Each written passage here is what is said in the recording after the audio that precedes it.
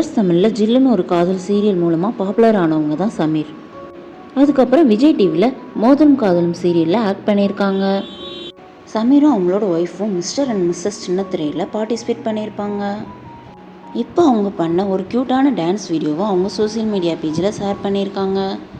உங்களுக்கு இந்த ஜோடியை பிடிக்குமா இல்லையான்னு கமெண்ட் பண்ணுங்கள். இந்த வீடியோ பிடிச்சிருந்தா லைக் பண்ணிவிட்டு சப்ஸ்கிரைப் பண்ணுங்கள். பக்கத்தில் இருக்க பெல் ஐக்கானை கிளிக் பண்ணுங்கள். தேங்க்யூ.